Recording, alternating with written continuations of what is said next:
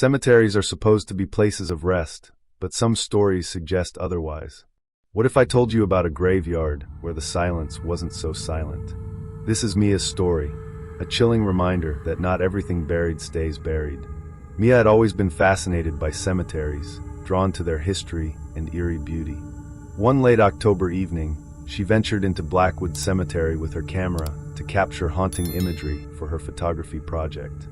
As she passed through the rusted iron gates, the stillness felt oppressive.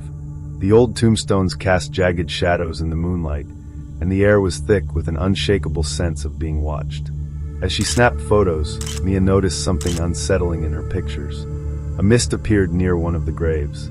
In another, a shadowy figure stood between two headstones, its face blurred beyond recognition. Yet, when she lowered her camera and looked around, there was nothing there.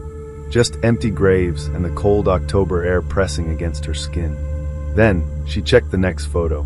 The figure had moved closer, and it wasn't alone. A cold breeze swept through the cemetery, carrying with it whispers, dozens of voices speaking in hushed tones. Mia spun around, her pulse hammering, but saw only the motionless stone angels and graves. Then, she backed into something solid.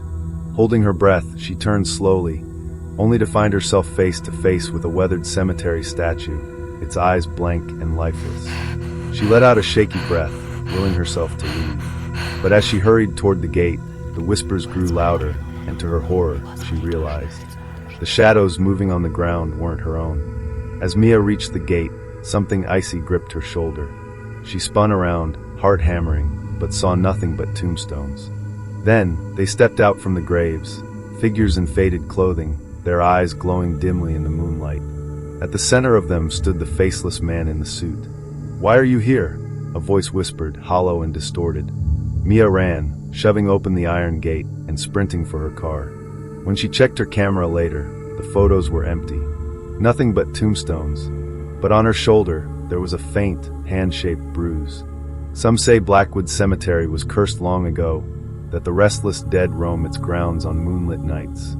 Mia hasn't been back since, and I don't blame her. But let me ask you, would you have stopped to take those photos? Or would you have run the moment you heard the whispers? Have you ever captured something strange in a photo? Or maybe you felt eyes on you in an empty graveyard? Share your experience in the comments. And don't forget to like, subscribe, and hit the bell so you never miss another chilling tale on Terror Lane.